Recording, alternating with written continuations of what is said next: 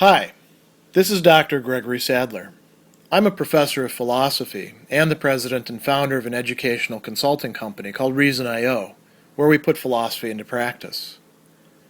I've studied and taught philosophy for over 20 years, and I find that many people run into difficulties reading classic philosophical texts. Sometimes it's the way things are said or how the text is structured. But the concepts themselves are not always that complicated, and that's where I come in. To help students and lifelong learners, I've been producing longer lecture videos and posting them to YouTube. Many viewers say they find them useful. What you're currently watching is part of a new series of shorter videos, each of them focused on one core concept from an important philosophical text. I hope you find it useful as well. In his essay, A Kantian Approach to Business Ethics, Norman Bowie is going to show us how the categorical imperative in its second formulation applies particularly within business settings to the issue of meaningful work. And he derives this from considering the full extent of the second formulation. So we should remind ourselves, what is the second formulation? According to Kant, it runs like this: act always so as to treat humanity in your own person and that of others, never as a mere means, but always as an end. And we can reduce this down to treating people as ends, not just mere means, that is, respecting their human dignity and their autonomy. This has not just a sort of negative aspect telling us that we can't do certain things like coerce people or make them act in conditions of ignorance, deceive them. There's also a positive side to it for Kant. There's what we call positive freedom, which is another version of our autonomy, which has to do with the development of human capacities. We have positive freedom when we are not restricted from, or when we're even, supported in or fostered in developing our distinctively human capacities. And we might say, well, what are those? Bowie is going to talk in particular about rational and moral capacities. So rational capacities are ways of thinking things out. And these aren't just theoretical, they're also practical. And here's where we get to the moral. Our capacity, for example, to develop certain habits, good habits that help us become better people, that would be a moral capacity. The ability to view things from another person's perspective and understand their vulnerabilities, which some people call empathy. That's one version of it. That could be a moral capacity. So Bowie applies this to the issue of meaningful work, a very big problem within the contemporary workplace, is it not? And he says that Kantian ethics would require companies to provide meaningful work so defined. And then he gives us a sort of bullet point list of what meaningful work would look like. And it's worth dwelling on each of these bullet points in turn. So the first one actually includes two things. He says it's freely chosen, right? So this would rule out the sort of, well, take the job or get the hell out of here. You're gonna accept whatever it is that we give you sort of attitudes. The difference between some companies in today's workplace, right? It has to be freely chosen. So this would rule out companies, say, going into impoverished areas and offering very reduced wages for those employees or bad work conditions, wouldn't it? Provides worker opportunity to exercise autonomy on the job. Autonomy means the capacity to choose for oneself. So this would not only include things like being given work that you then get to decide what to do within the structure of company policies. So, if you happen to come in and you don't like Word and you prefer, Google Docs, and the company works with Microsoft, well, you're going to work with Microsoft. But, you could still exercise some autonomy on how you set up your memos, for example. How you arrange the time spent on the tasks that you have, rather than being micromanaged down to the very minute or something like that. When you get to take bathroom breaks, good example as well.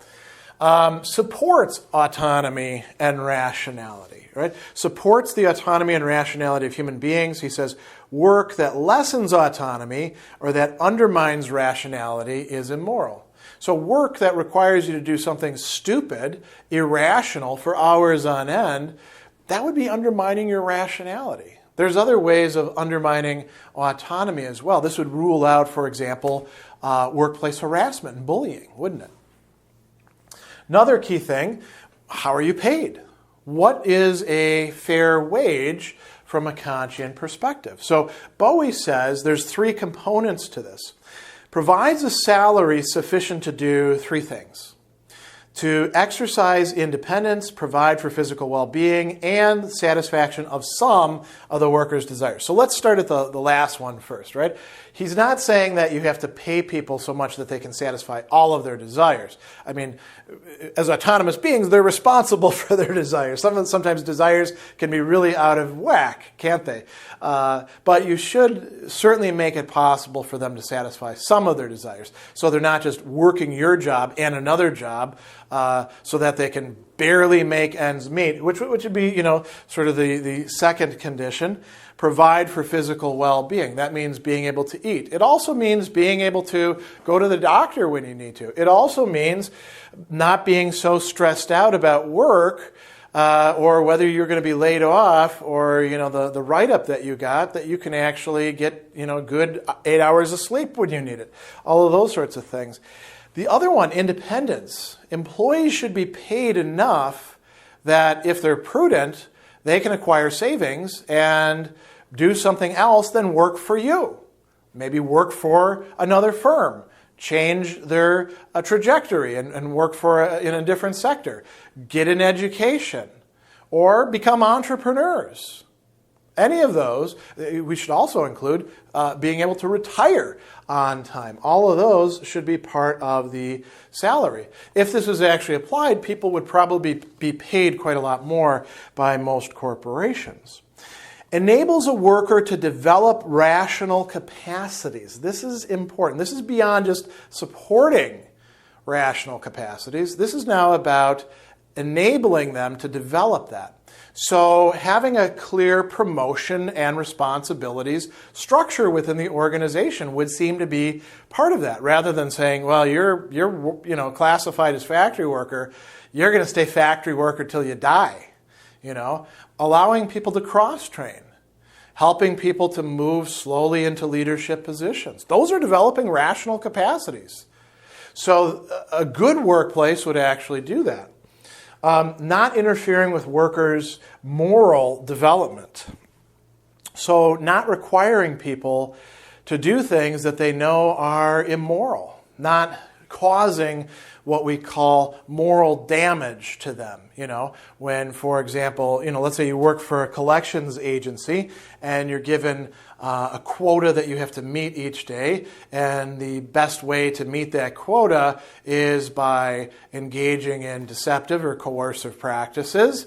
Well, from a Kantian perspective, you are being forced into a situation where either you lose the job or you do things that you know are wrong, and that's fundamentally problematic. That's interfering with one's moral development, perhaps even setting it back.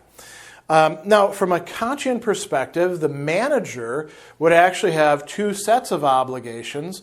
All of these things would be parts of meaningful work, and so managers have a requirement to provide meaningful work. Now, can you make the entire company provide meaningful work? No, you have to work within the area that you have. So, your direct reports, for example, you would try to provide them with meaningful work. The people underneath you as well, you would try to foster that. There's also another obligation to try to move the company in a better direction, create a certain kind of organization, as Bowie says. He says a discussion of what a Kantian business firm would look like leads directly into other considerations that have to do with what this organization would resemble.